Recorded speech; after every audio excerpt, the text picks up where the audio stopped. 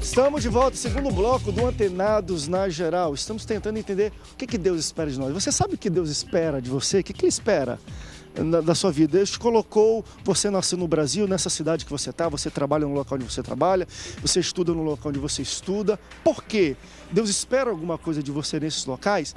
É interessante que nós criamos, a gente falou no último bloco, nós criamos aqui condicionais no nosso relacionamento, isso é normal no âmbito social, né? Às vezes você até vota no candidato, a gente está perto de eleição, a gente vota no candidato porque espera uma melhoria daquele candidato dentro da proposta de governo dele para alguma coisa até perto de você. Quando você, enfim, deputado estadual, até vereadores que é mais próximo, você vota numa condicional que, olha, eu quero que traga melhorias para mim ou para os meus arredores, isso é normal. E nós levamos isso para Deus. Deus, me dá dinheiro, que eu dou grande oferta. Deus, me dá um carro, que eu vou pregar todo o Rio de Janeiro teu nome. Enfim, a gente cria situações assim. E Deus, por sua vez, eu não sei se ele faz condicionais, mas ele fala, olha, se você for fiar um pouco, te coloca sobre muito. Existem condicionais também que Deus coloca pra gente, de expectativas. Como é que vocês entendem esse tipo de relacionamento? É saudável até que ponto? Até que ponto nós entendemos isso como barganha? Né? Nós somos muito assim. Eu vou fazer uma barganha. Se Deus me der isso, eu faço aquilo para Deus. E por que então a gente já não faz aquilo para Deus nos dar aquilo? Entendeu? Deus, se tu me der um carro, eu vou pregar para o Rio de Janeiro. Por que então quando eu estou a pé pegando ônibus, eu não posso pregar? Eu tenho que esperar Deus me dar alguma coisa. Aí já vira barganha, não é uma expectativa. Como é que vocês entendem? Eu penso que infelizmente criou-se essa cultura no meio evangélico, acabou se toma lá da cá. Toma lá da cá, a famosa barganha que a gente diz. E isso foi se deteriorando até um tempo que a gente vive uma coisa absurda. Quando a gente vai para a palavra, a gente vê que o homem foi criado como coroa da criação. Perfeito. Para o louvor e a glória de Deus. Perfeito. Então, a expectativa primordial de Deus é que nós o louvemos e o adoremos, não é? Eu penso também que seja a expectativa inicial de Deus conosco. Louvar e adorar em que sentido? Eu vou passar o dia inteiro cantando hinos e andando pela rua. Não, você louva a Deus com a sua vida, com as suas atitudes, não é? Com a sua não barganha, com o seu não condicionamento. Por quê? Porque a palavra de Deus diz assim, até a fé para crer nele, é ele que dá. Então o que eu posso fazer? Eu não posso fazer, tudo depende dele. Nós não podemos fazer absolutamente nada. Então, o que nós temos que fazer é buscar em Deus e através do Espírito ter essa atitude de adoração em tudo que eu fizer, né? E atitude de adoração no sentido de obedecer a palavra, procurar andar nos seus caminhos. E a palavra diz, e as demais coisas vos serão acrescentadas. Eu acho interessante esse ponto, porque... na verdade é assim, às vezes até na igreja, ontem mesmo eu disse isso, né? Parece uma visão romântica, mas não é uma visão bíblica, não é uma visão romântica. De Itaguaí, ontem à noite no culto de ensino, estava falando sobre isso. Falei, olha, por favor, irmão, vocês não vêm aqui para a igreja e aí fica essa deixa. Presta atenção que eu explico, mas na realidade tem pessoas que saem de casa e fazem uma oração. Senhor, eu estou indo para a tua casa que eu quero receber uma bênção. Não é? Pastor, mas na igreja não é local de receber bênção? Só é. Mas se você já vai com essa intenção e não vai com essa que você colocou de adorar e buscar, o camarada sai de casa, aí dá um tropeção no patamar da porta, eu acredito que ele não vai dizer assim, ô, glória a Deus. E aí quando sai com o carro, se tem o carro, o camarada dá uma fechada, ele não vai levantar a mão e dizer, oh, aleluia. Eu acredito que, enfim, então a pessoa já chega na igreja às vezes atribulado, mas ele disse que foi para buscar uma benção, essa questão da barganha, e hoje, e aí quando chega na igreja às vezes, enfim, senta do lado de um atribulado que resolveu falar mal do professor do seminário, e aí pronto, aí falou. Exatamente. Deus falou na oração inicial, na leitura devocional, Deus falou nos louvores. Ele falou que ele queria ouvir, porque ele falou que a gente vai para ouvir o que Deus, o que nós queremos ouvir, que é uma coisa interessante. A gente tem essa questão de troca de expectativas, a gente trata às vezes como barganha. E é interessante que Deus, eu até falei, Deus tem expectativa, mas ele vai no contrário do que a gente joga. Por exemplo, a gente falou, Deus, me dá muito dinheiro, porque se eu tiver muito dinheiro, eu vou abençoar muito tua obra. Aí Deus fala o seguinte, tá bom então faz o seguinte, seja no pouco fiel, que aí eu vou te dar muito. Ou seja, ele fala assim, tu quer que eu te dê muito para te poder dar? Então faz o seguinte, o que tu tem agora, ou o que falta para ti agora, dá agora. Isso daqui eu te dou. Então ele faz a contra-barganha, né, contra a gente. Mas sabe por quê, André? Porque o que a gente tem ouvido, de um modo geral, é a expectativa que a comunidade evangélica está tendo com relação às suas expectativas. O povo quer mais de Deus, quer ser mais abençoado, quer melhorar a sua vida financeira, a sua vida familiar e etc, etc, etc. Esquecendo qual é o nosso verdadeiro posicionamento.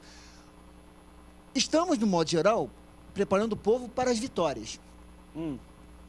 Mas não preparamos o povo para passar pelas adversidades. Então, nessa adversidade que você vai aprender qual é o papel que eu tenho que ter. Porque nós passamos por provações, por situações o tempo todo. A Bíblia diz, no mundo, Jesus falou, no mundo tereis aflições. É necessário, isso vai acontecer. Nós criamos expectativas de que Deus vai fazer, e eu tenho pensado muito nisso ultimamente, que Deus vai fazer, que Deus vai dar vitória. Mas qual é o conceito de vitória que nós temos que ter hoje? Morre alguém, a pessoa fica desesperado. E se a pessoa morreu crente, isso foi derrota, isso foi vitória. Isso foi Mas na verdade, só para coadunar com o raciocínio, as pessoas, na realidade, estão se preparando tanto para a terra, né? Eles estão querendo casa. E se Jesus voltar hoje?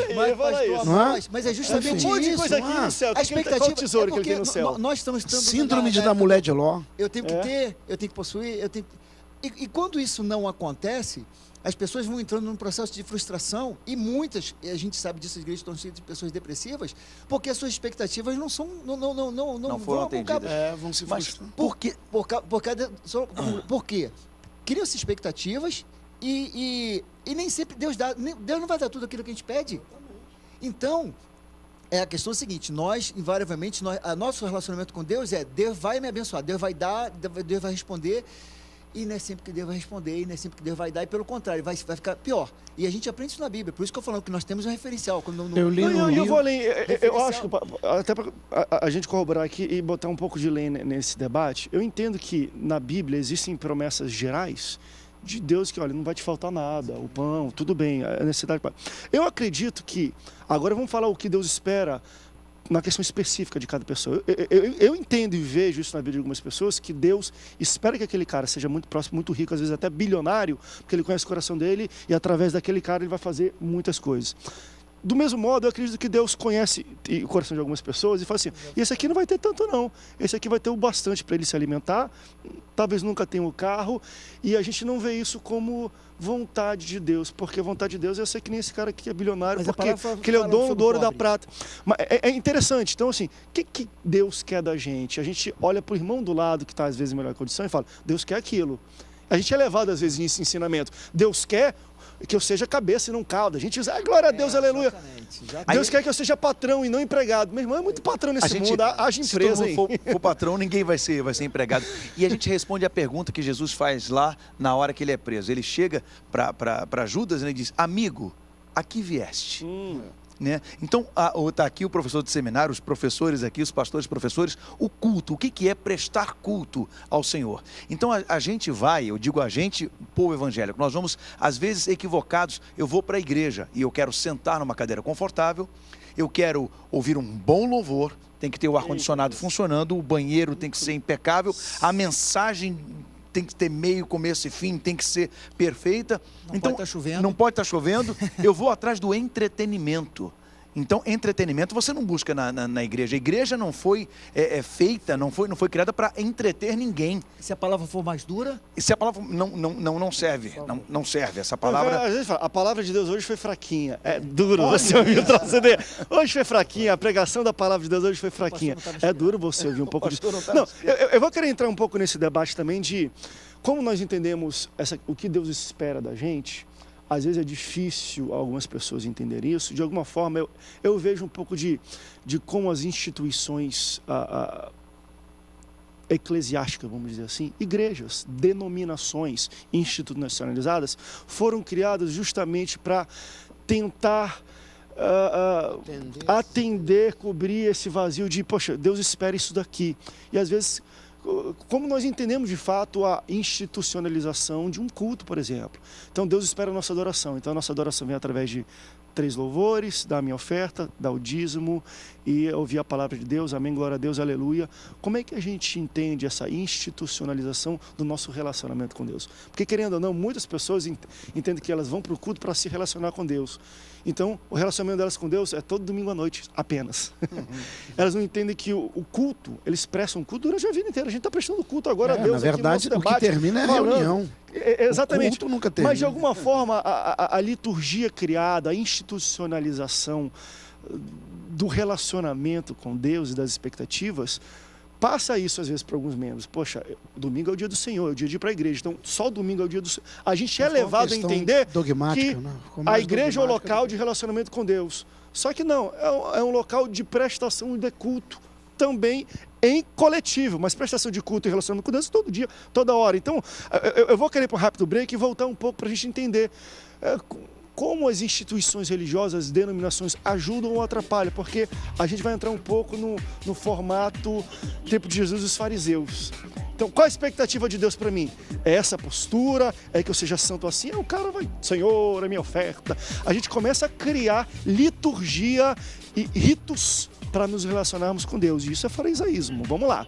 Eles faziam ritual, eles eram chefes do ritual. Vou, canto, levanto a mão, dou a minha oferta e tudo. E fora dali.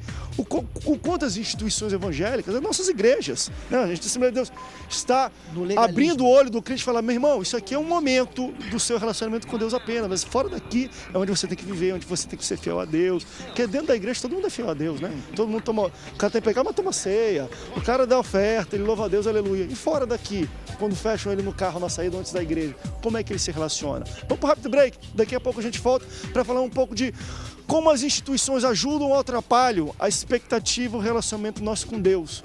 Porque elas, de alguma forma, elas falam, olha, Deus espera isso de você. Nós somos ensinados nas igrejas que Deus espera isso da gente, que a gente vai para a igreja, que a gente seja fiel.